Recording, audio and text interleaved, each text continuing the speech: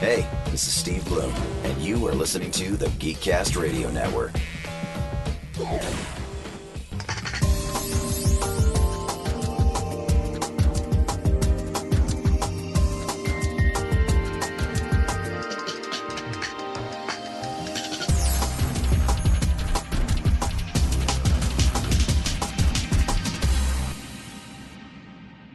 Hello and welcome to Altered Geek Unlimited episode 50. I'm your host, Steve Megatron Phillips, and joining me this week is... Mike Powers. And TFG and Mike. It's Mike Squared. That's right. Isn't that So like three? So what's going on this week? Well, In there layman's was about- terms. Yeah. Oh, the usual. Dealing with internet crap and dealing with neighbor crap and had an injured finger, so could barely type for 2.5 days. Did you point at too And- many people? No. Our buddy Ryan Drost from Star Joe's, one of the GCRN partner podcasts, said, "Can't you type with one finger?" I said, "Yeah, but it would take me 9.5 hours to write one review." He's like, "Well, dedication to the art." No. That's funny. Other than that, not much else really going on. I wrapped up the Underbase pullbag crossover with Lady Wreck and Nicole Hailstorm and He Prime and all that. In the midst of trying to keep up with all the SDCC news that I am interested in. So that's what's going on with me. For me, just work and off the cuff stuff. Mainly trying to make sure that we all get together to record an episode every week, and some other stuff that we'll talk about later on in the episode that's got me excited, but don't have to cover that right now. Sounds good. What about you? I've been finishing up some things on my house, getting it close for the housewarming. Not this weekend, but next weekend. And then my job has been hellaciously busy lately, so there is that.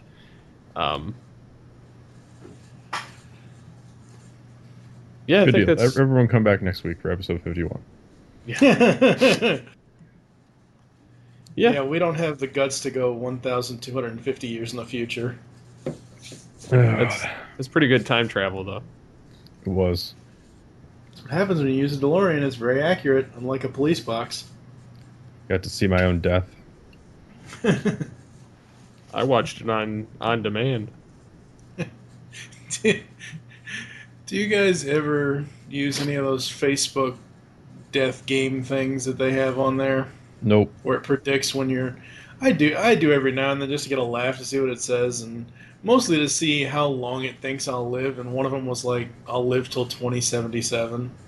I don't know. See, I use Facebook to bait people into conversations.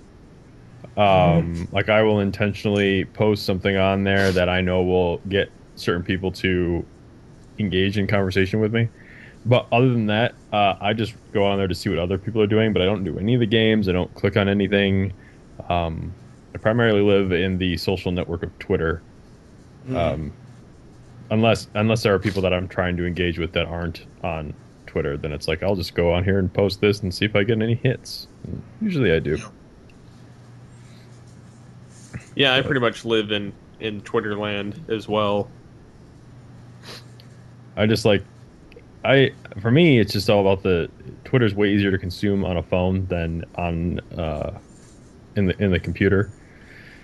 And there's little to no ads to discourage you from what you're trying to get at, to distract you with anything.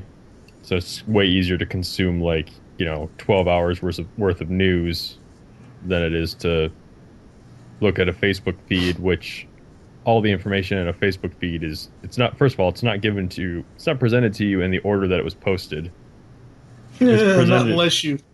unless you select it that way. But But yeah. even if you select it that when you leave and you come back, it defaults. You have to like continually put it back to that setting. Like if you could change that, so the most recent story was always the one that you saw.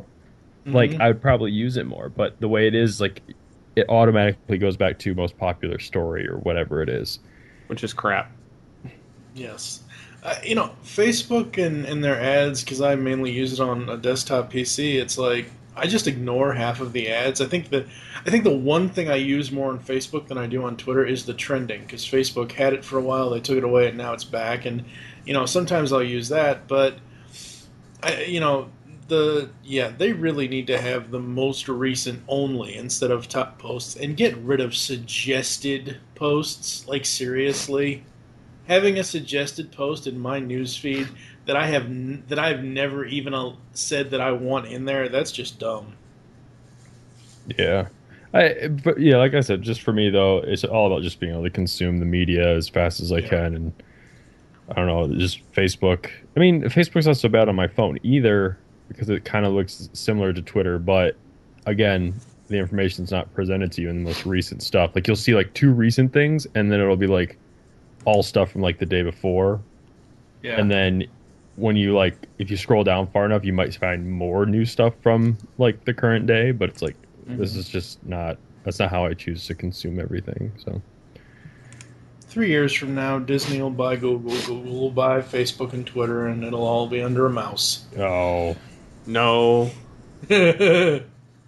Google's not gonna be Google will buy everybody else before someone buys Google. Skynet. Yeah, Google probably will turn into Skynet. Did you hear they wrote a robots clause so that if there ever is robots, it'll keep their CEOs safe? God. Pretty funny Sounds like gag.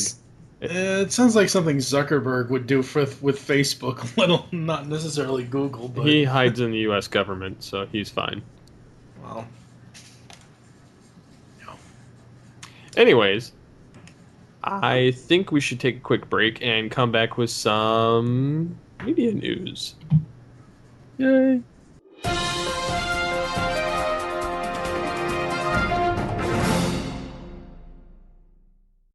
And we're back. So, what would you guys like to cover first? TV, tech, miscellaneous? Given that our fan base is actually kind of small, I've seen The Flash. You have. I watched the pilot tonight. Where is that at? A little place called BitTorrent. Ah, Yeah, I can put it in Dropbox. Anyways, that would be cool. I liked it. It's a lot lighter show than Arrow is. It's not as dark, which I thought was to be expected because the Flash is a very different hero, in my opinion, than Arrow is. mhm. So I was okay with it being a lighter show. It was funnier. Given that it was a pilot, it was kind of it. Some edits or cuts, transitions felt a little abrupt, and scenes didn't quite flow from one to the other. Um, there's a real cool cameo from Arrow in it, uh, and then I don't know. It was just a good origin story. They set up a whole bunch of stuff. Like they opened the entire, whereas Arrow doesn't really deal with superpowers to any extent. Flash is going to be all about the superpowers, Nice. and bringing in some more of the fantastical elements of the DC universe. I don't want to spoil anything because, like I said, I'll put it in a place where you guys can catch it too, and maybe we can talk about it next week. Sounds good. Um, When is that actually supposed to air on TV? October? No, Ah, okay. September. I can't remember. September or October is when it starts, but it seems like it's going to be pretty good. They borrowed a thing that I kind of liked from BBC's Sherlock because they were trying to show how intelligent he is. So they have when he's investigating something, like text gets overlaid on the screen as to what's going on in his head. Oh. Diagrams will show up so like you can see what he's thinking. and how he's viewing the scene, but they only do that once. So I don't know if it's something they're going to keep doing. But they've definitely set this one up for like the long haul. It hits the ground running. There's a whole bunch of like plot threads dropped. Yeah, Pun intended, yeah. right? But it's not like Arrow where there's a whole bunch of setup because it's a spin-off of Arrow. It's already started. This world's already started, so it's just like right, because the setup already happened in Arrow season 2. right. But you get the setup again in the pilot, but it's edited into the context of the show, Right. and they just immediately start throwing out plot threads to follow for the entire season. Awesome. Instead of like, a couple of episodes introducing characters and stuff like that, and then like plot threads coming off of that, it's just one show and here's all these plot threads that we can follow. So it's going to be fun, and I know that there's a couple crossover episodes in in season 3 of Arrow and season 1 of Flash. There's at least 2. Cool. So That's good to look forward to. Yeah, I'm slowly keeping an eye on both Hulu and Netflix to see when Arrow season 2 pops up, so I can actually catch up before season 3. I think Arrow will pop up on Netflix in like September or October. Probably. Once I catch up with that, I'll keep up with Arrow again. Because one of the reasons why I stopped watching Arrow, like after the second episode of season 2, was because there was other stuff on Wednesdays that I was watching that my DVR said, no, you can't record 2 programs or 3 programs at once, and all this and all that. And I was just like, oh, I'll go back to it. But I am very interested in The Flash, and I actually cannot wait to see that. Other tidbit I could throw in about TV, after we got done watching The Flash, my wife wanted to watch Girl Meets World. Mm-hmm. I will never be watching that show again. Oh God, here we go. No, I'm not. I can't really like speak to it. It's just it was way too like sweet for me. Like I guess I have to go back and watch like some Boy Meets World because I have all of that right now. Like I have it all on DVD. I want to watch that, like the first episode of that, to see how it compares to the first episode of Girl Meets World, because for some reason Boy Meets World doesn't come out as like bubbly or as like sugary. Well, they gave it more of a girlish tone in Girl Meets World, whereas Boy Meets World, it's got more of the boy tone to it. But there's a lot of similarities in the season 1 of Boy Meets World to this. I just feel like it was way too sugary, and even my wife said it was like, she was like, we could shut this off at any point in time, because she's like, this is like way too much even for me. So I'm not going to speak to whether it's like a good TV show or a bad TV show, but it's definitely not something that I can watch. I will say that it's supposed to get more deep, and more focused as it goes along in season 1. It kind of is going that way already. We've had 3 episodes air so far. We've had the premiere, we've had Girl Meets Boy, and Girl Meets Sneak Attack. By the 3rd episode, Riley is more okay with being friends with Lucas than she is about being boy crazy over him. The beginning, the first episode, is very raw because, one, you can tell she's a new actress. Mm-hmm. And 2, it's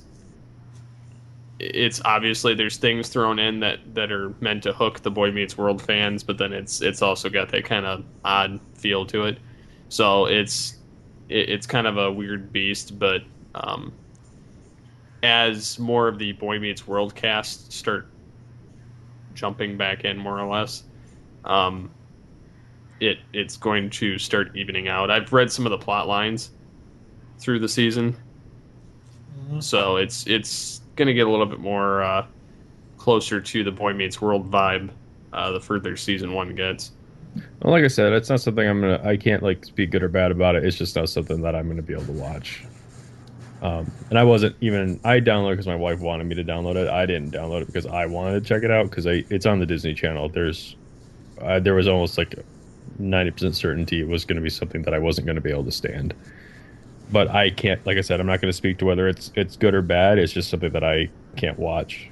So Since you are talking about Disney Channel, and since this episode comes right before this premiere on Disney Channel, will you guys be checking out at any time Phineas and Ferb Star Wars? Nope. I hate Because Phineas that and looks Ferb, so really no. cool. That looks really cool.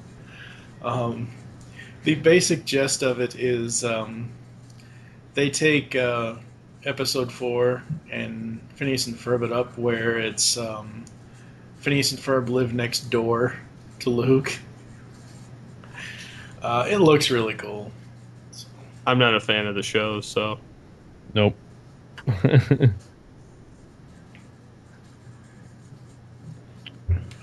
anyways, Wait a minute. This story that you've got here about Supernatural, that might be where I jump off that show. Why? I hate musicals. Like with a passion. I have to agree with you. The other thing, there's two things I can't stand when shows kind of break the, like, I mean, this show, it's broken the third wall before. It's done all kinds of goofy stuff. I mean, and they've had reasonable explanations in the strange world of Supernatural. However, there's only been a couple of episodes I've not been able to stomach up to this point, and I think this will be one of them too, the musical one. It's the ones where they have the I think Chronicles, the movie, where it's, you know, everything's from the first person camera perspective. Like they're running with the camera. Oh, I know what you're talking about. I can't stand those type of episodes because I just don't like the film style. Right. So when they did that a couple times in Supernatural, I just shut it off. Mm-hmm. I just hope it couldn't possibly be a story episode. Oh, I think it's going to be total horse crap. I just wonder when that's going to be in there. Well, it says 200th episode. I don't know how far off they are to 200 though. Yeah, that's easy enough to find out. But the other thing that's kind of be strange about it is like the whole dynamic they set up in the previous season. I think it's kind of too little, too late for that kind of thing. Like I said, it's all going to be in the context of how it's done, and it's not going to be a story episode. It's going to be a Monster of the Week episode, which is going to make it completely throwaway, which is just fine. Which means I don't have to watch it. Exactly. So.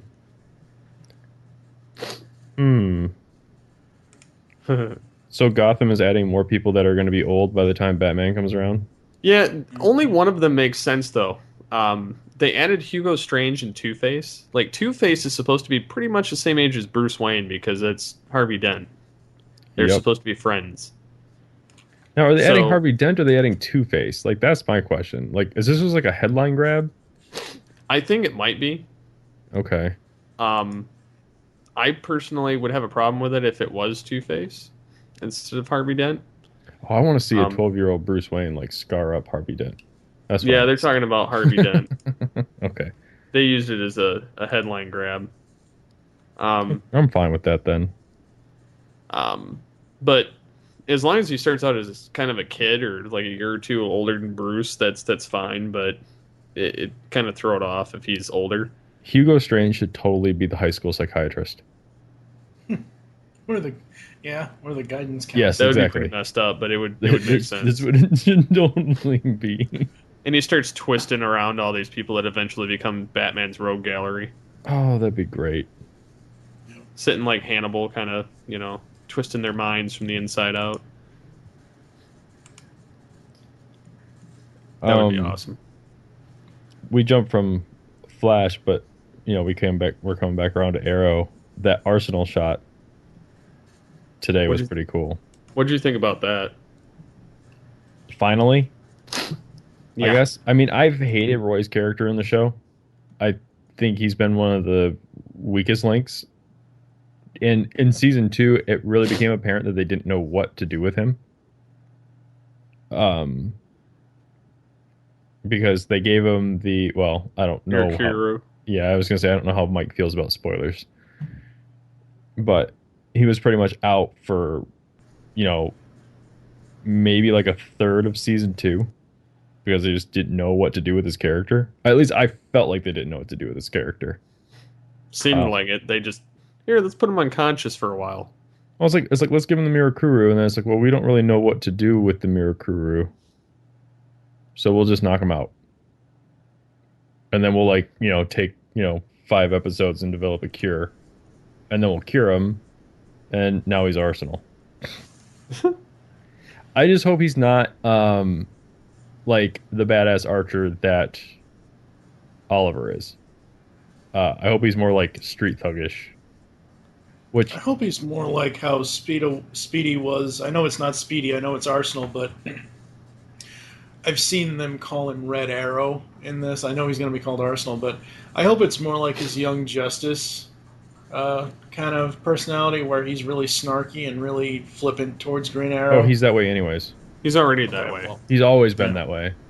I'm thinking I don't think he's not trained, so I'm hoping that still stays to be like, the course.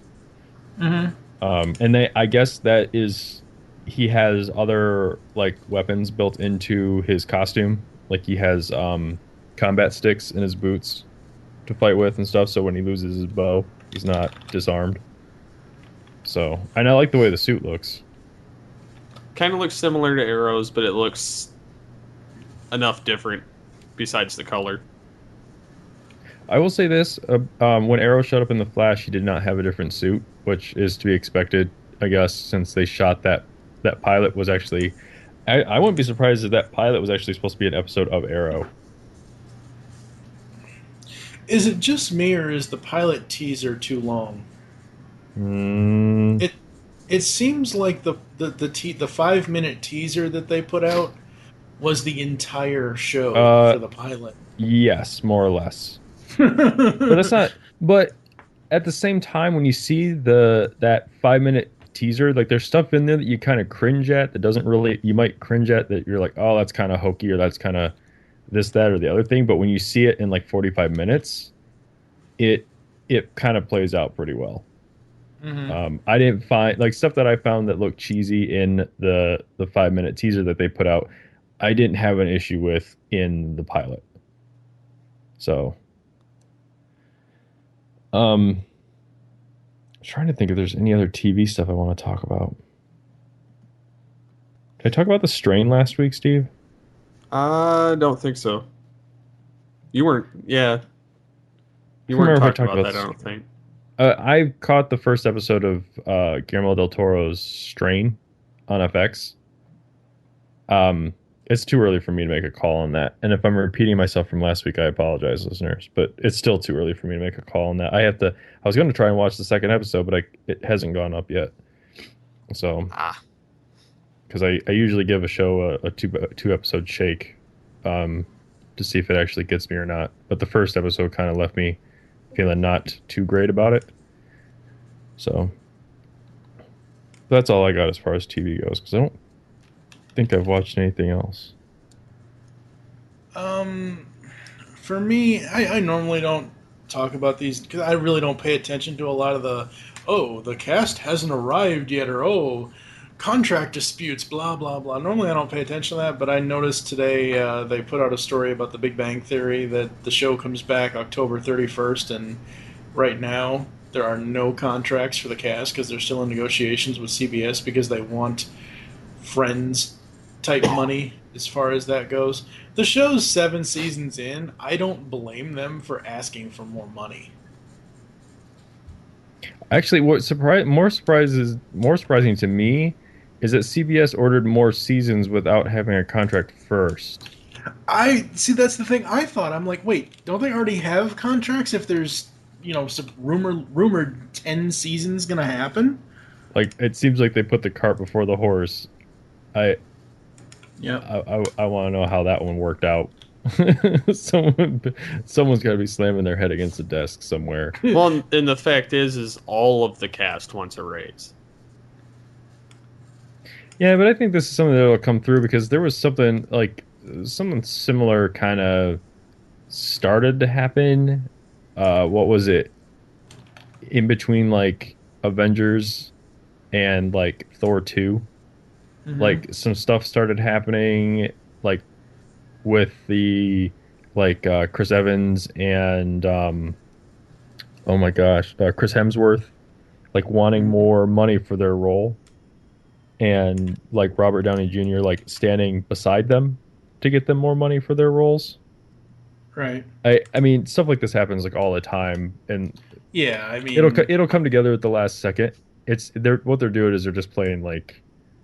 But see, I CBS doesn't seem to be in a position where they can actually like.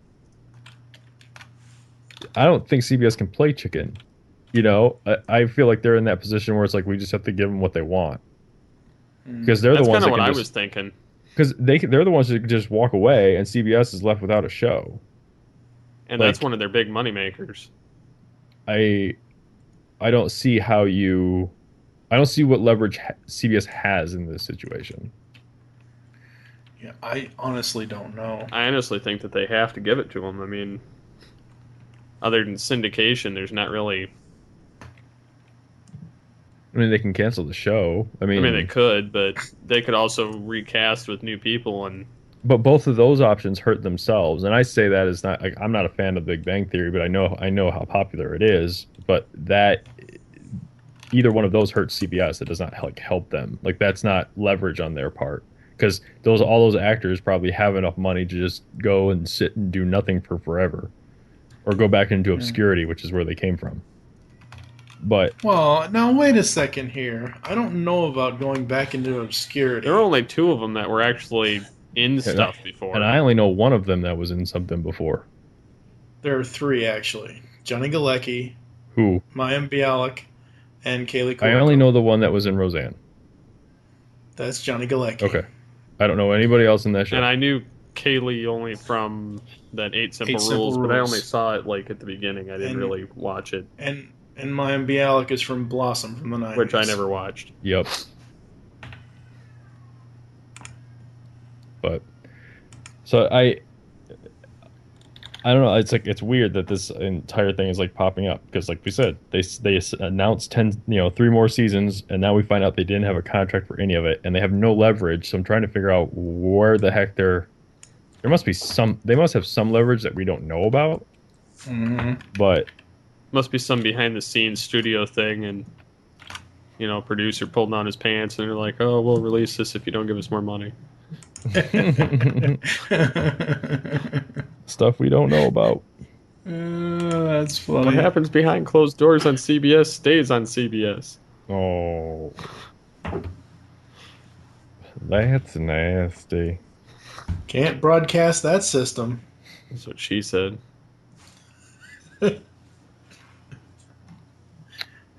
Oh, All boy. right, let's stop talking about TV. Can't touch this. All right. Have you seen the stuff on the build your own, do it yourself smart home? I've been following this smart home stuff for a couple of years. Mainly, I've been following like the Nest products. Mm-hmm. Mm-hmm. But I haven't seen like this within the last like 12 months. A whole bunch of stuff is like showing up on the market, and I haven't been able to keep up with any of it. But my understanding is now everybody has something. Like Apple's getting into it, Google's getting into it, Samsung is getting into it, Lowe's is getting into it. Everybody. Yeah. Oh, I know Comcast offers something too, and so does AT&T. I mean, all this stuff interests me, but at the same time, it's like if I was gonna do any of it, I'd be really peculiar about it. Like, not specifically speaking to the story that you got here, but just the smart home in general. One of the things that kind of turned me on to the whole thing was there was, I think it's the guy that helped design the iPod for Apple. Mm-hmm. He left and he founded a company called Nest, and their mission statement was to take the most mundane products in your home and make them like user friendly and like update them for like modern times. So like the first thing they did was like a smart thermostat, which they call it a learning thermostat, and you don't have to program it. It learns when you are home and when you're not. There's like a motion sensor on it, So if it senses like movement, it knows that somebody's home, and it will keep the temperature like set to wherever you want it to be set at. When you leave the house, you set it to have like, you can set it so like when you're sleeping or when you're away from your home, maybe you want it to be cooler. So you're not like in the winter, you can turn it down so it's a little bit cooler instead of keeping it warm like all the time. So like when you're sleeping and it doesn't sense movement in the house anymore, it will automatically lower the temperature. And then over time, when you get up in the morning and it senses that you're moving around, over time it will learn when you're getting up and what days you're getting up, and it will start preheating your house so your house is warmer when you get up and you start walking around. Huh. And then of course it also sends like push notifications to your phone, and it will tell you like how much energy you're using, how much energy you're saving. You can control your thermostat from your phone. So if you're like away or you're on your way home from work, you can tell it that you're on your way home, and in a hot summer day, you can say, start cooling off my house so it's cool when I get home. And they just added this crazy integration. It's called IFTTT. I think it is if this, then that is what it's called. And they tied it in with like that. Do you remember that little automatic dongle I had for my car? That would tell me like where I was driving and how I was driving. Talked about it a long time ago. Yeah. Anyways, I think I remember that. They added integration with that. So you set up like this whole thing. And so when you start driving home, the automatic thing, when you start driving towards your home, will trigger an if this, then that rule. And it will tell Nest that you're driving home and will automatically start cooling your house for you. So you don't have to do any of that stuff. I like smart stuff.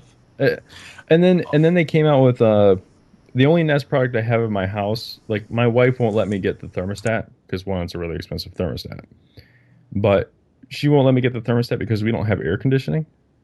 So it doesn't really benefit us. Like it doesn't benefit us all year round. It would only benefit us in the winter. But the one product that they did come out with that I actually have is their smoke alarm. And their claim to fame with the smoke alarm is that it talks to you. So instead of just like beeping at you incessantly, like if there's like smoke in the house, it will tell you. It'll be like if you're cooking and you burn the toast or you start burning something, it will tell you. It says it'll be like there's smoke in such and such area, and you can like wave at it. And it'll see that you're waving at it, and that's like the okay not to trigger the alarm. That's because interesting. you're there to say like, oh, I burnt my food. You don't need to, beep at me constantly and set the alarm off. Yeah. Which is kind of neat. And then the other thing, they're all networked over your Wi-Fi. So if you have a large house, because you're supposed to have like a properly smoke alarms in a home, you're supposed to have them like in every room, but like the kitchen and the basement and the garage, I think. It's like only 3 rooms in the house you're not supposed to have a smoke alarm. But what you can do is if you have a lot of money and you have a big house, you can put the smoke alarm in every house, and you can designate that smoke alarm, that you can say this smoke alarm is in the bedroom, and this smoke alarm is in, well, you can say it's like in the kids' bedroom, and this one's in the master bedroom, and this one's in the family room, yada, yada, yada. And what'll happen is, let's say you're in the family room and you're, watching TV at night.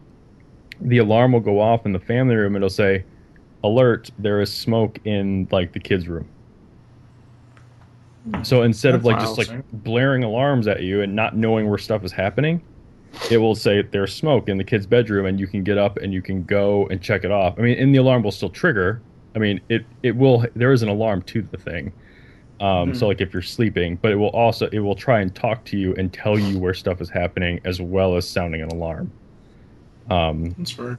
But I've been following this stuff. I haven't really been following like the big guy stuff. Like I haven't really looked at Google stuff, although Google bought Nest. So that's something. Yeah. All this smart house talk reminds me of those old Tex Avery cartoons. And, the House of the Future, where a couple of mice go into this House of the Future, and it's all these, newfangled things and automatic sweepers and everything else. It's really funny. Yep. Wonder how many people I just lost by talking about thermostats and smoke alarms. Now let's talk about a flux capacitor. I put that in there mostly for you, Oh, yeah. even though you don't drive. Yeah, no. It goes into the lighter spot, and it's got like USB ports on it, but it looks like a flux capacitor and lights up, and it's a car charger. I'll tell you what I want for my car. It's Back to the Future related. That's why I bring it up. Because the antenna on my car is like, it's on the roof, you know, and it's like short and stubby. I want to make a custom antenna that is the hook that they put on the DeLorean at the end of Back to the Future. Nice. And put that up there. I just thought that'd be funny because I have an electric car. And you gotta put Mr. Fusion on the back. No. I don't have a hover car. True. You can't have Mr. Fusion without a hover car. No, Mr. Fusion's always been there, even before the hover Nope. car. No, it wasn't. No, it was not. He had was- plutonium it was- in the first one. Oh, that's right. Yeah. Then he that's went to right. the future, and when it became a hover car, he had Mr. Fusion. And that's why he stuffed trash in. Yep. That's part of the hover conversion. It gets rid of waste. They don't need trash, and where we're going, we don't have trash. Except they land in an alley full of it. I know. That's the funny thing about it. Everywhere else is clean, but the alleys. All right. I thought this was kind of neat about Windows 9 that's coming out next year. Besides the fact that they added the start menu back to some capacity, they're not going to have separate versions anymore. Like Windows Phone, Windows 8, and Windows RT. Yeah, I'll believe that one when I see it. Well, I guess this new CEO is pretty gung-ho on unifying everything instead of having... I mean, they're still going to have like the Home and the Pro and the Enterprise version, but it's Oh Lord. of like they always do with Windows. But it's not. They're not. It's going to be the same version of Windows that's scalable to phone and tablet and desktop. I don't know. I'm glad I don't deal with that crap. I'm sure I will. I can't wait to see how much Last I can't wait to see how much they charge for it. You know, they would be smart if they did like the Apple way of operating system updates. Gave it away for free. That or like a $50 upgrade. Well, see, that's the thing. The upgrade for Windows is always cheap, but it's when you want the full version so you can install it, you know, wherever you want. That's when they're like, it's $400. Go screw yourself. Yeah, I paid $100 for Windows 7 Home Edition Oh yeah, when I bought it a year ago. I torrented it. I would have. I torrented because I put it on. It's on the boot camp partition on my Mac, and I Okay. only use it when I want to play certain games. So it's not something that I have to interact with on a daily basis. But I haven't had any problems getting any updates for it. So it must have been a pretty good pirated version. And it doesn't have a bunch of like, it doesn't have any of those like weird things that you get where it's like they have like the cracked key generators like are built into it, and they have like the skulls and all that stuff. Like I haven't seen any of that stuff on there. It's like it might as well just be genuine Windows. But I've always been on the lookout to like pay for a version of Windows, but it's like always like way too expensive, and now it's like way more expensive, especially when you compare stuff to like OS 10, which is now free as long as you have a Mac, obviously.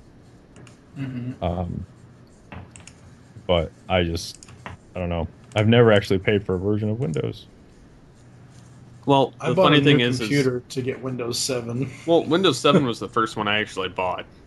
Yeah. I had a XP edition that was like the first edition of XP, which meant every time I wiped out my system, I had to put 3 service packs. My dad gave it to me after he worked on somebody's computer, Okay. and they didn't need it anymore. They bought a different version of Windows, and so he gave it to me, and so I had that up until about a year ago when I updated my computer and put Windows 7 on, and haven't looked back. Not looking forward either. Windows 9 sounds all right. I hate 8. Yeah. Going back just a bit, I just found this out.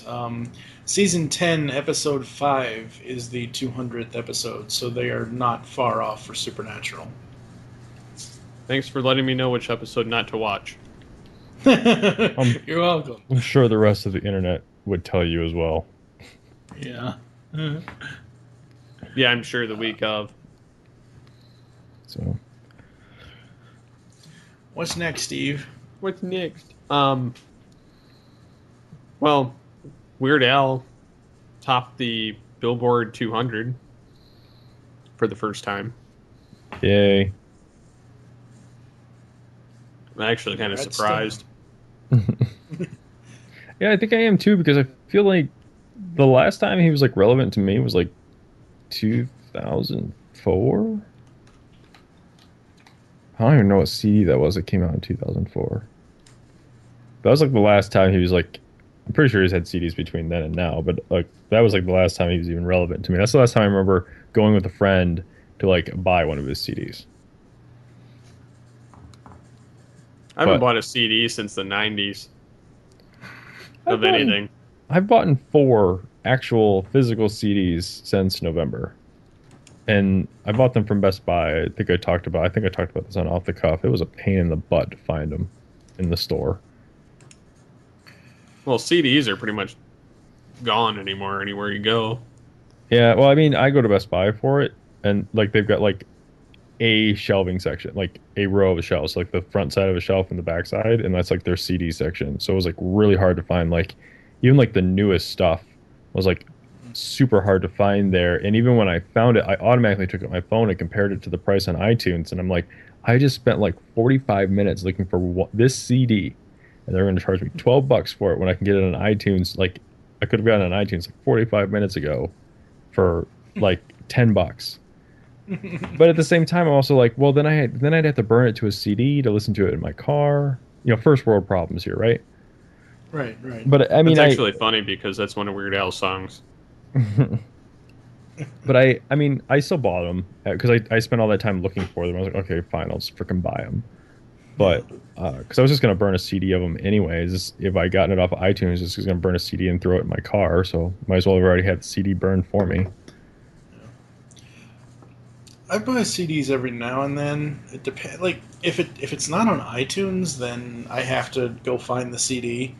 I will say that I'm not too thrilled with how some of the distribution is on certain albums. Like some albums will have exclusive tracks in everything. It'll have 2 tracks in iTunes, 6 tracks in Amazon. You know, it'll have, you know, it'll do the DVD thing. You know, different stores or even the game DLC packs or character packs. It'll be like, oh, pre-order here, you can get this. With one of my favorite bands, Blackstone Cherry, they had a 2 bonus tracks, but it was a Best Buy only, and that was earlier this year that I bought that. But it was so crazy because I had already listened to the album because they had put it out on streaming beforehand, and the 2 tracks that are bonus tracks on the CD don't fit in with the other 13 tracks on the album. Yeah, that happens sometimes because it's like it feels almost like they made those 2 tracks just for that bonus content. Mm-hmm. So, Yep, it's crazy.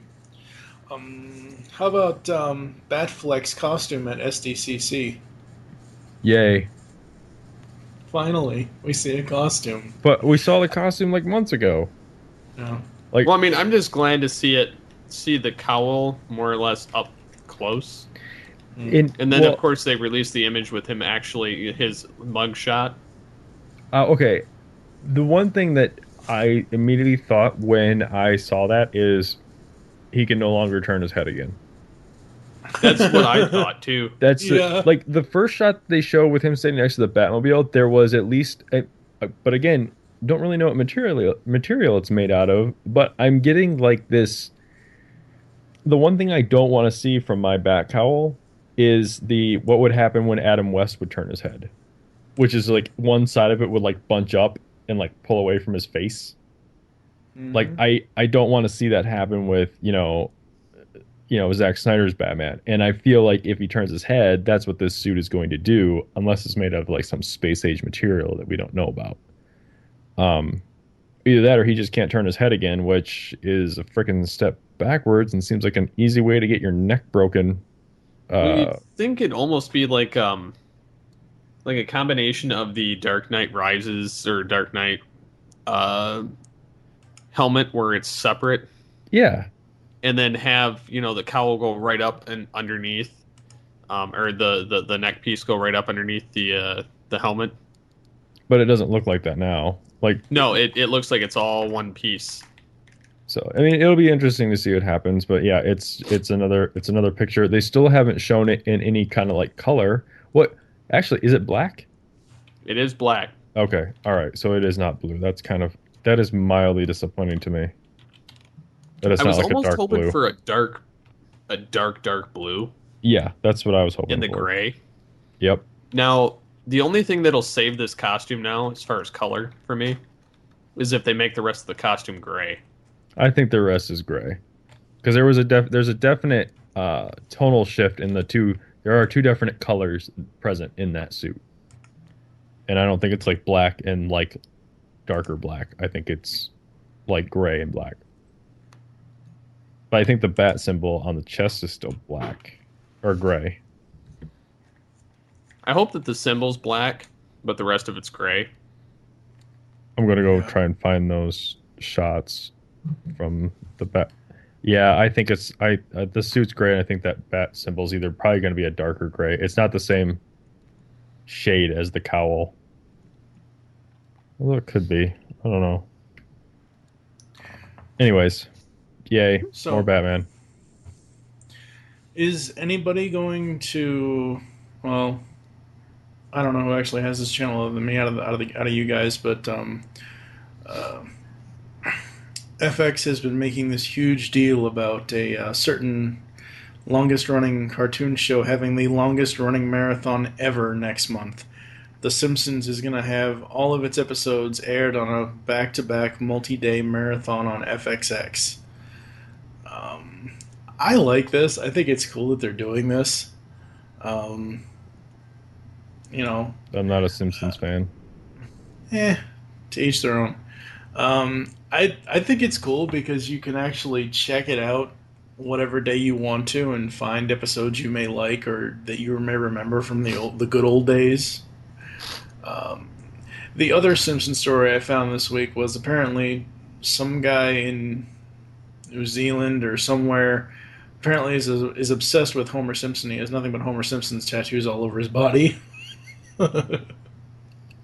That's just sad. Like, I like Transformers and I like Batman, but I would not do that.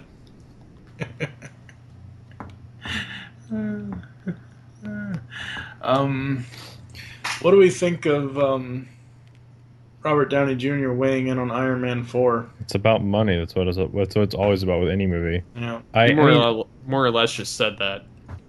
I feel like most of the articles I saw about this were them complaining about him once they got around to doing like an Iron Man 4, him being in like his 60s. But the guy does not look like he's in his 50s.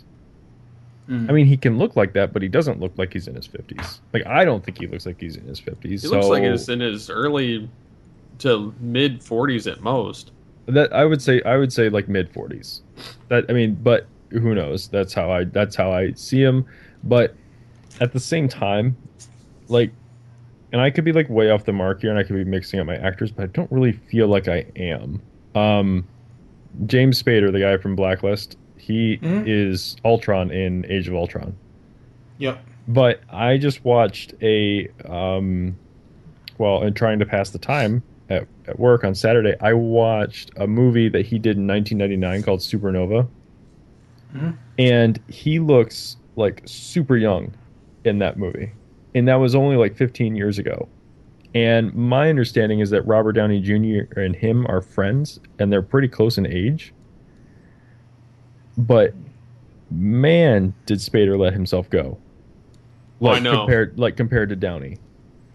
Yeah. Like because it's like I was like, whoa, that cannot be the same guy. So it's really interesting, like the two actors like coming up in Hollywood. It's like one maybe got by because he had money, and the other one didn't have like the money to. I don't know what the stories could possibly be. It's just interesting that you have two guys and they could look so completely different from each other.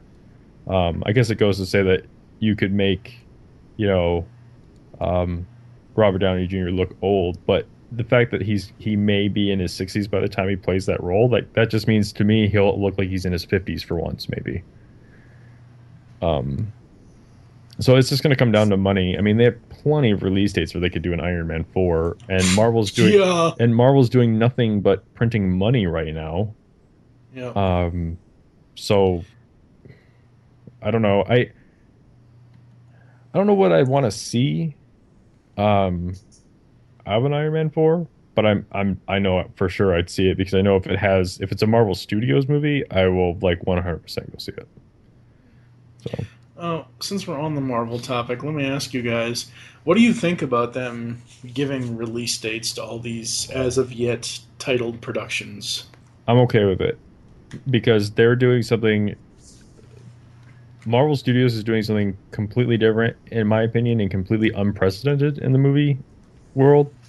Like until they came like around, which is they have a very clear path and a very clear direction, and they just have a string of hits. And I've seen more than one critic say that if Guardians opens at number one, which it will.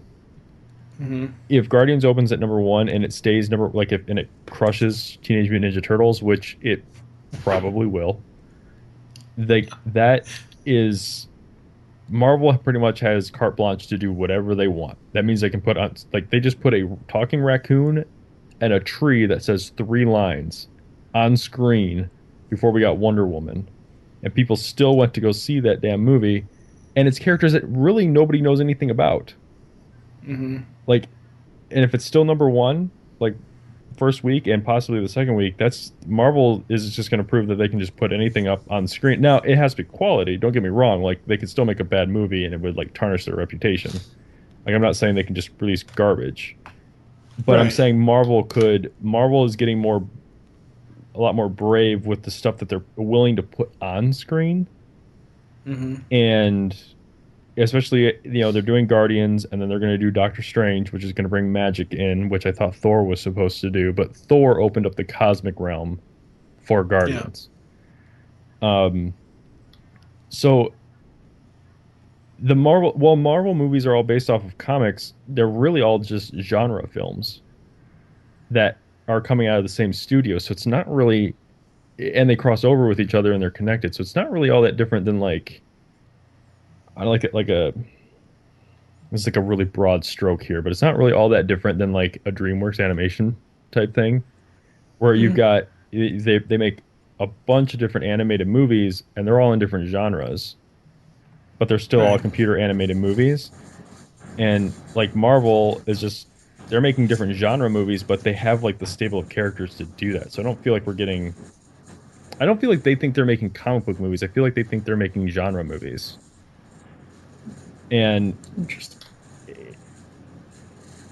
Which it makes sense.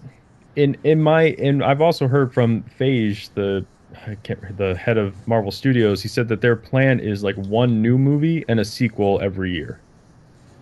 Right. Which to me that's a lot better because not only do you get a sequel to a successful franchise or you get to build on a franchise, you're still not getting old because you're giving the audience something new.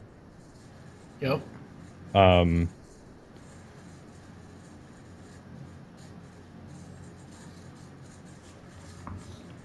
Just like everything that happened in the last month with that movie just kind of has me like I don't Which movie? Ant-Man. Oh. Like I just don't know how to feel about that, especially after the guy that was Edgar Wright, who was going to direct it, put almost 10 years of his life in pre-production into that movie, That's and sad. to get up and walk away from the table over some dispute with Marvel, which no one's really saying what it was, like at the right before they're getting ready to start shooting, that something happened there, and I feel like enough people didn't like stand up with him, I guess. I and there was like a lot of like tweets and stuff, like Joss Whedon like posted a picture, like, pour one out for your fallen comrade or whatever. But in my opinion, it speaks a lot more volume if you would abandon Avengers 2. Like, if you're gonna sit there and like show support for this guy, like maybe you should have, like, you're the director of their biggest franchise. Why not, throw your weight around? You know? Yeah, you take a hike and see what happens. But like, Well, the last time Whedon threw his weight around that I know of, Angel got fast tracked and got canceled. well, but this is different. No, I know it's different, but I'm just saying the last time that I remember hearing of Whedon throwing his weight around about something, Right. that's what Angel didn't technically get canceled. It ended, but it's just one of those things where it didn't get picked up for that sixth season that he wanted. Right. Well, I don't mean to sound like an idiot here, if that's what most people think. I mean, I understand like stuff happens behind the scenes that we don't know about, and maybe it was a completely amicable decision, but something happened, but nobody's saying what it was, and it's very weird for a director that was in, pre-production for as long as he was, to exit the project right before they were going to start filming. And it's, I think Dan has said this before, he likes when a director is able to do something original, like, which is what he liked about Iron Man 3, and I didn't really care for it.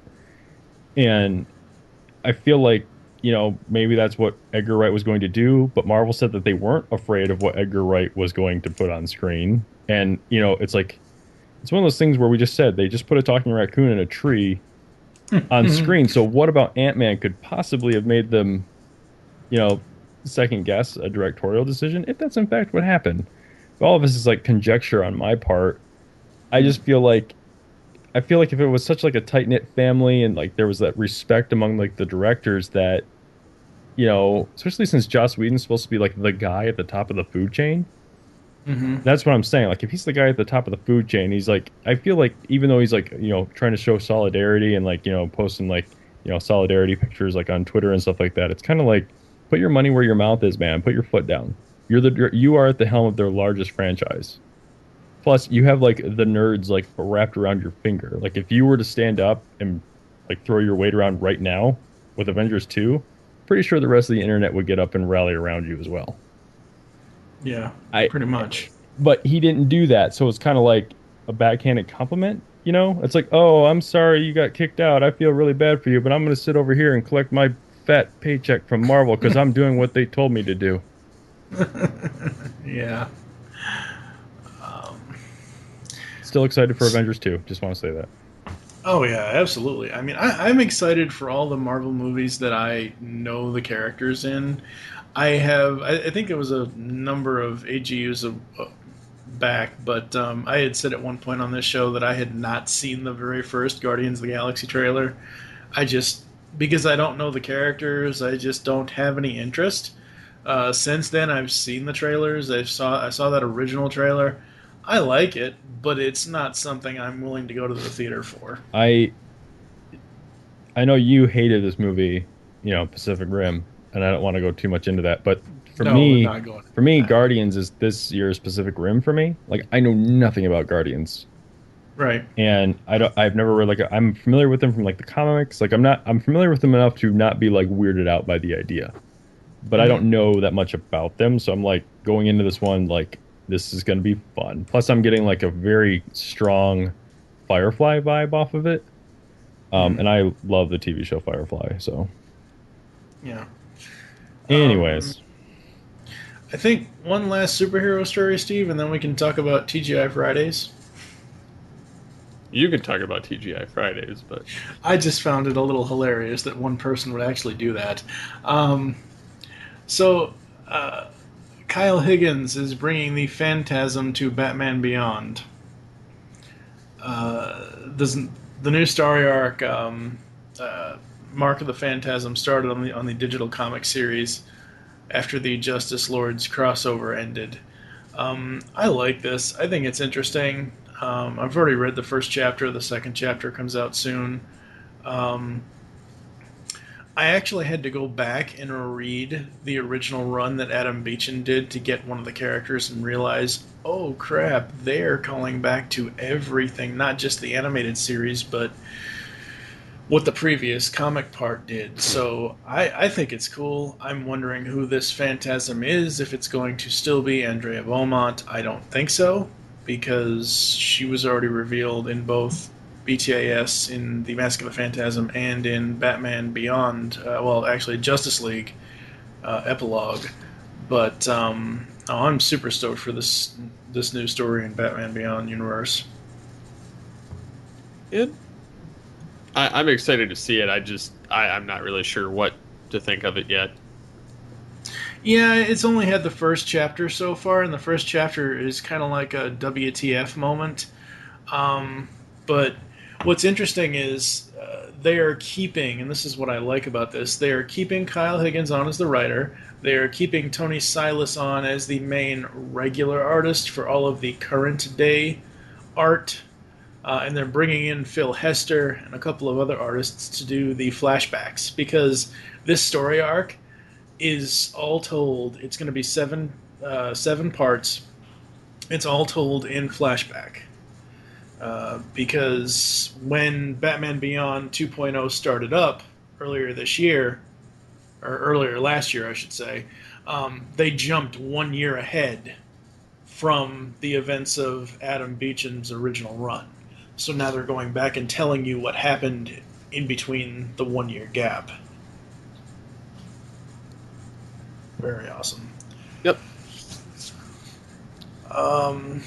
Okay, so I saw this, and I used to go to TGI Fridays all the time, and they announced recently their $10 unlimited appetizer thing, but you can only order one appetizer for, you can order potato skins or mozzarella sticks, and $10 you can get as much as you want. I actually found an article online where a guy actually took advantage of this and spent... It wasn't a guy. It wasn't? It was a chick. Well... someone spent the entire day from opening to close eating mozzarella sticks at TGI Fridays. I read through the whole thing. It's kind of... I did too. Well, if you would have read through the whole thing, you would have known it was a girl. Anyway, go ahead. No, I was just gonna say that it's kind of funny, but why would you subject yourself to that? Because we're Americans and that's what we do. Yeah, it was a bet, so I did it. I wouldn't do it. I don't care. I wouldn't sit there from 12 o'clock until 1 in the morning. No. There's no way in hell. You know what I would do, though? Same appetizer. You know what I would do, though? What? I'd pay $200 for that Lego tumbler. And I'm going to. I know you will. I'm excited. I know it's it's Legos, and sometimes some people, I'm pretty sure all our fans love Legos, and I'm like a hardcore like Lego purist. Like I'll see like what are the other like knockoff Legos, the Mega Blocks and the Mega Blocks and Creo. Creos. Like I'll see those and I'll be like, that's a cool set, but you know what? It's not Legos. I'm not buying that. Like I am a diehard Lego like snob. And I remember growing up playing with Legos, and I would build, the stuff, like I would try to build, like, make my Batman figures and like Power Rangers figures. Like I would bring out the model paints and like, make my own characters. And I even made like the Turtles by painting some figures myself. And of course now kids have it easy and all those sets are available. You can go to the store, you can buy Batman, you can buy the Turtles. You kids suck. But one thing I've always kind of liked is growing up, I always liked the model team Lego sets, which were like basically it's kind of like what the Ultimate Collector sets are now. They were sets with like more than 1,000 pieces in them, and they were intricately detailed. You had to build every single part of the set. I remember there's like a Porsche, like a big rig, stuff like that. But getting older, I started collecting Lego sets a few years ago when Lego introduced the architecture series, which is just like smaller sets that are basically it's the Empire State Building out of Legos, the Eiffel Tower out of Legos.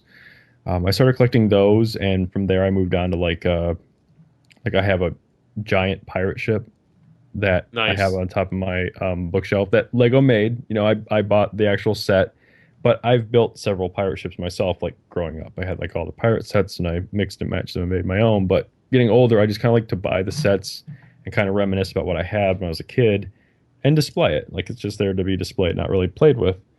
A couple of years ago, they came out with the Lego B-Wing, which was actually my first Master Ultimate Collector's Edition, which was, I think, over 1,000 pieces. And again, like the model team stuff, you have to build the entire thing. And that's also up on my bookcase just for display. But I take it down and I play with it every once in a great while. And I bought the DeLorean and the Ecto 1 like a month ago from Lego. And it's just cool because the one thing I remember growing up as a kid, my dad always wanted me to build models. Like the old fashioned, plastic and get the glue out and the X-Acto knife and stuff. But I built a few of them. I never really got into it, but I did build like the Back to the Future DeLorean and the 1989 Batmobile is one of the models that I built. And it's interesting seeing these same, like the models that my dad wanted me to build are now available as like Lego sets that I can buy and actually build because I've always liked building out of Legos. And on Monday when I got to work, I checked in on Twitter and sure enough, there's the freaking Lego Tumbler, which the Tumbler is like my favorite Batmobile ever. And it's, the Master Series. So it comes with like a little plaque that tells you all about the Tumbler. And it comes with, they call it the Christian Bale Batman and the Heath Ledger Joker. But I could care less about that. I just want that damn Tumbler. I'm super excited.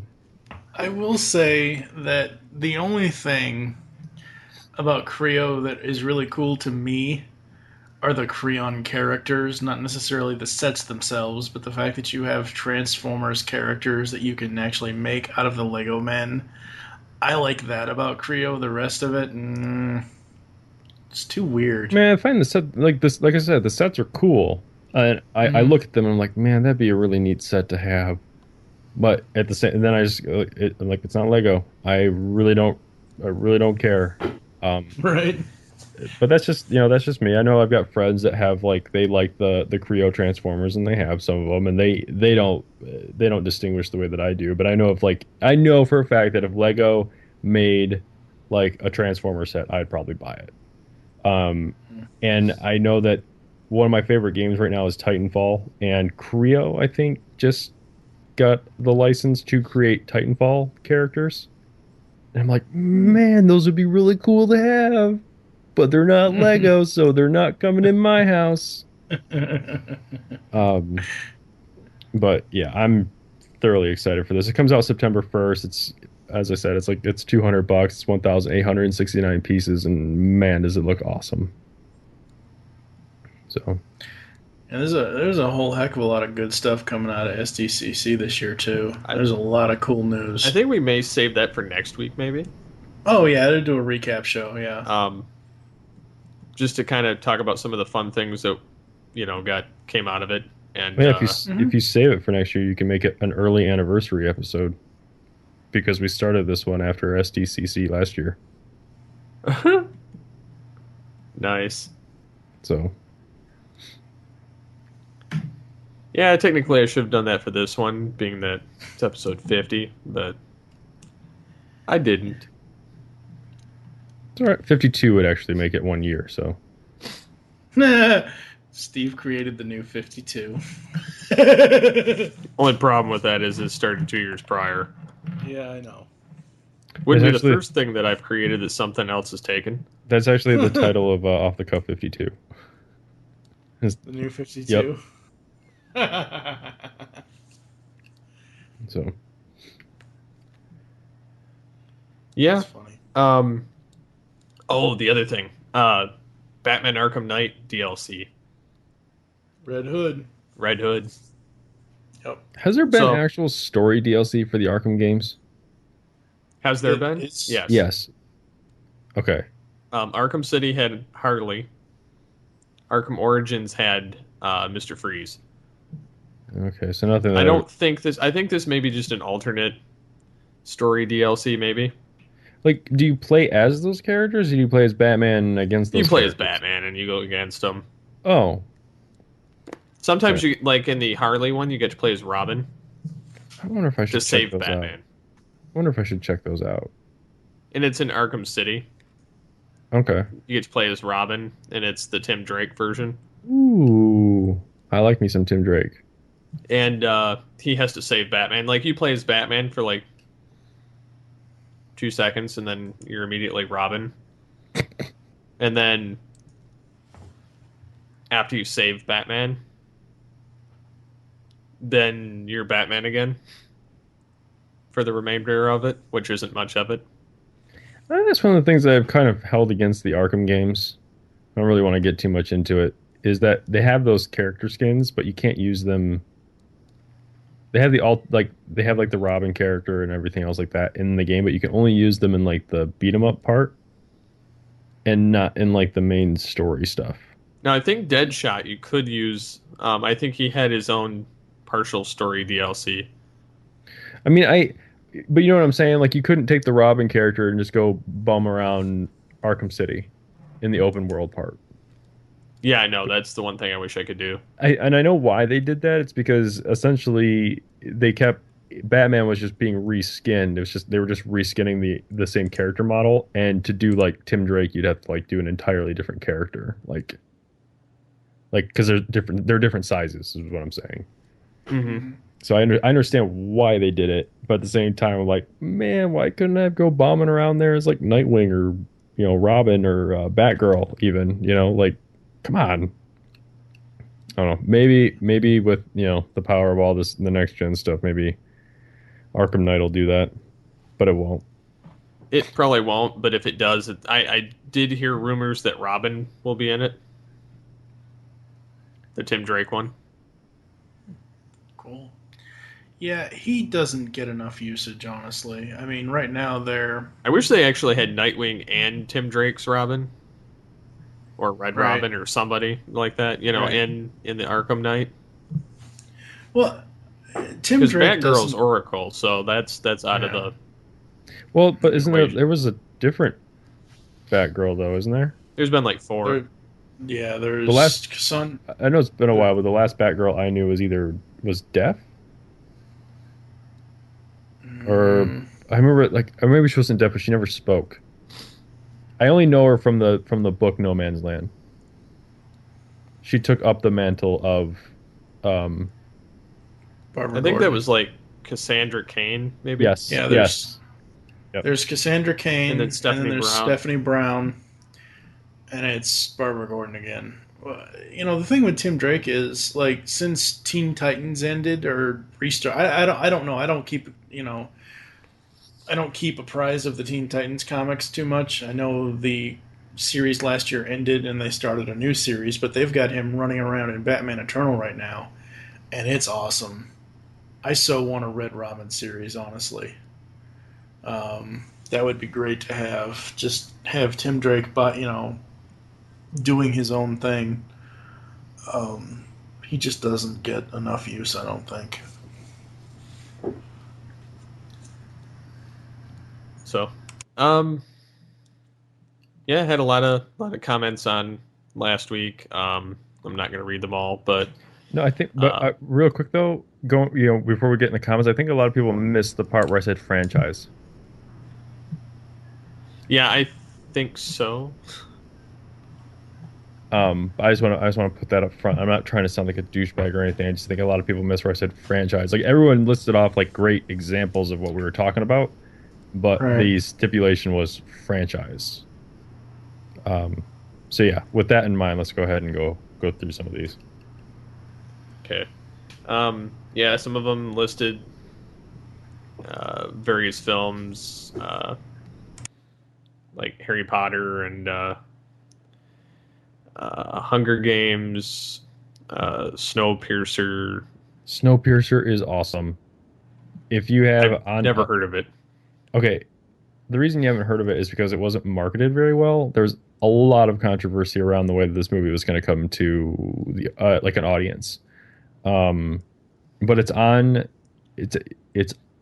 pay-per-view right now or on demand, so you can rent it at home. If you want to see it in the theater, I think the closest theater to us is Star at Great Lakes that has it. But I think it's like between like $4 and $6 to rent it on demand. It's probably the best movie I've seen all year. I rented it last Sunday just on the praise that I saw for it in my Twitter feed, and I was not disappointed. It has it stars Chris Evans and Ed Harris. Oh wow! And I don't want to. I'm trying not to. Tilda Swinton and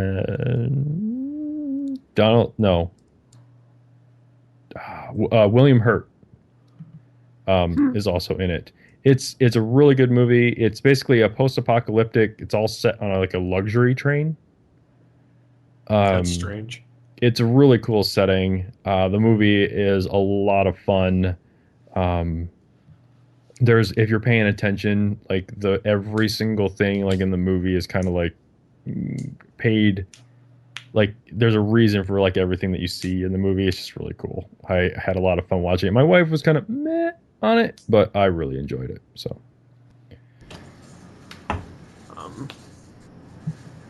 yeah, and there were other mentions of Dark Knight Rises, and I have to agree with the conversation that spun up around that one. Yeah. It's not really a cliffhanger. It's kind of an open-ended thing. Yeah, it's definitely that. I guess Pacific Rim does now count as a franchise, so that one's valid. The Pacific Rim, Idris Elba dying in that movie does count. But like the one guy said, that was kind of expected that they were going to die. That type of character. Prisoners, as Insurgent Cinema suggested, but that's not a franchise. Neither is Cabin in the Woods. I wish Cabin in the Woods was a franchise, but it's not. Wasn't that the Joss Whedon film? It was produced by him. It's a Drew Goddard film. It's the one with all the horror monsters, isn't it? Yep. That's what I thought. Have you seen it? Yeah, I've watched it. Oh, I like that movie. I liked it until it got to the very end, and then I was like, WTF. Yeah, I mean, it has that moment, but at the same time, I was already like on that roller coaster ride. I was on the roller coaster, but I didn't like the abrupt stop that was at the end. I liked it up until that point, though. I don't think horror movies really count for this question either, because people are supposed to die in horror movies. Just about every main character can die in those. Yeah. The Gray, as Connor Murphy suggested, but that's not a franchise. The Hobbit definitely is not a franchise. But each one does end on a cliffhanger to get you to come back. Although, while I did not see The Desolation of Smaug, the first Hobbit movie didn't really end on a cliffhanger for me. It just kind of ended. Tron kind of did, like it to some degree, as far as the one character or the two characters are concerned. Yeah, like I said, I brought up the question, and it was just kind of like the first. See, when I sit there and I try to think about it, this is why I wanted to ask the question, because people obviously different movies are going to pop up in different people's minds. Like when I was sitting there trying to think about it, it doesn't really. But see, at the same time, Tron Legacy was like a passing of the torch, I feel. It was a passing of the torch, but it left me wondering what happened to the dad and Clue. I mean, I know that they were decimated, but it also... You want to know what happens when a program is decimated? What's that? You want to know what happens to a program when it's decimated? Like, I'm asking. Like, I'm saying that's what I'm saying. Like, that's what you like. They were decimated at the end of Tron. You kind of want to know like that side of it now. Yeah, I mean, I'd like to know what happened to them after the fact. Okay, yeah, that's what I'm. Okay. Because I mean, I kind of was left wondering and kind of going, you know, okay, this is a great passing of the torch, but where did they go? Right. And I mean, and then somebody said something about Tron dying as well, and I says, no, remember he fell into the blue water, so he healed and went back to being good Tron. Um, I don't think Channing Tatum's dead. No, I don't either. I make that joke because of 1987. No, it's all good. I'm not. I wasn't. You know? I wasn't. No, I wasn't actually. I wasn't Yeah. actually commenting on what you said. I was more commenting on the whole. The just bring up Channing Tatum in retaliation. I don't think Yeah. he's dead. I think what happened. I know that they did re-edits to add more Channing Tatum into the movie. Which is besides the post conversion. That's one of the reasons why it took so long for it to be. It was delayed a year, but the other thing too is I feel like the way that he died was a little more he quote unquote died was a little more ambiguous to leave it open for him to come back to the franchise. Because when Retaliation started, Channing Tatum's popularity hadn't quite taken off. And by the time Retaliation was done, Magic Mike had hit and I think 21 Jump Street had hit. Oh yeah. And so he was like a thing. And so I was like, oh man, we took him out of our movie. Oh shoot, let's put him back in there somehow. So, but I mean, I guess that might be I don't know. I don't feel like the Harry Potter stuff counts because that's a book adaptation. True. So wasn't like a surprise. Like it's just I don't know. It's kind of the only thing that for some reason, the only one that really jumps out at me is, what the whole thing that spurred this whole conversation, which was, Spock dying at the end of Star Trek 2. I think aren't those the only two movies, 2 and 3, to actually full on do continuity between them? And 4. Okay. Because 4 Spock is still definitely messed up. Okay. Which is why he's so freaking weird. Hmm. Because I could be wrong though. Am I wrong, Steve? 2, 3, and 4 kind of go together. They actually all kind of go together. But like directly, like as in no times passed. Pretty much. Times passed between 1 and 2. Then you have, 2 and 3. It's literally like hours, and then 3 to 4. It's literally hours. Yeah. So, but I feel like that's like that. I really want to try and scratch my head as to like what another one could have been. And what really, here's the thing. The other thing the one that comes to back of my mind is like a failure besides like Into Darkness to kill Chris Klein's character, that Kirk. The other thing that kind of comes to mind is the fate of Tony Stark in Avengers. Like that entire end sequence to me was ruined by Marvel's early announcement of Iron Man 3.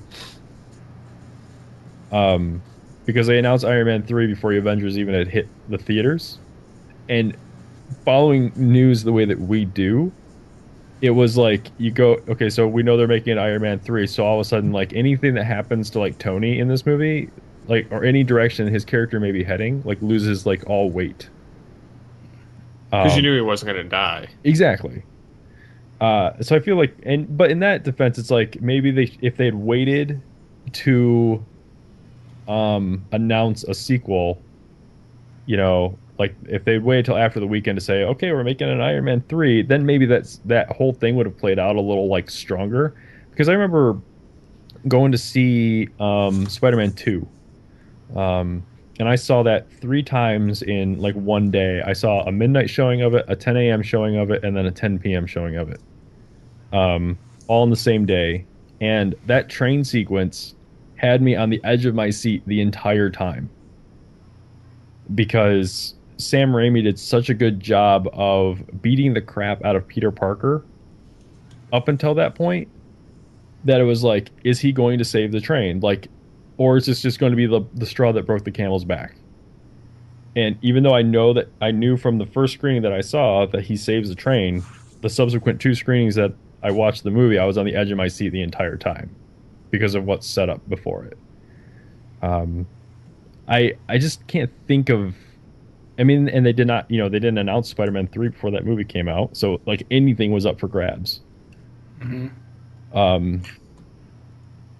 The only other franchise I can think of as far as really good cliffhangers or really good endings to bring you into the next one, Back to the Future 1 and 2. Back to the Future 1 and 2 works, but one was edited, like one was re-edited to link it to 2. The ending that everyone sees like on the DVDs and stuff like that is not the original ending for that movie. But they changed it so it would run into 2. And then but you're right. Those are good cliffhangers. But you see, and we brought up Pirates of the Caribbean as a good cliffhanger, like character practically dead, but you knew Depp was going to be back anyways.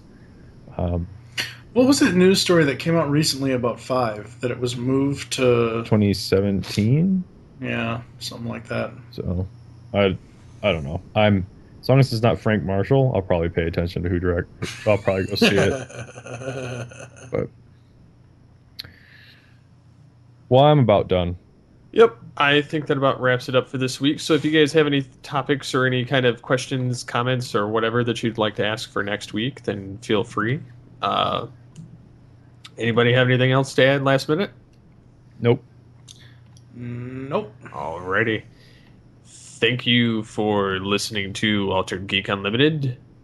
You can contact us in the following ways. You can call the voicemail line, 502-526-5821. You can email us feedback@geekcastradio.com. You can visit the episode post on the website. You can get a hold of us on Twitter @GeekCastRadio, #AlteredGeek. My Twitter handle is @SCP21, and yours are? Mine is @BoothNinja81. And @TF2 and Mike. So until next time, get altered, get geeky with the Altered Geeks. Bye.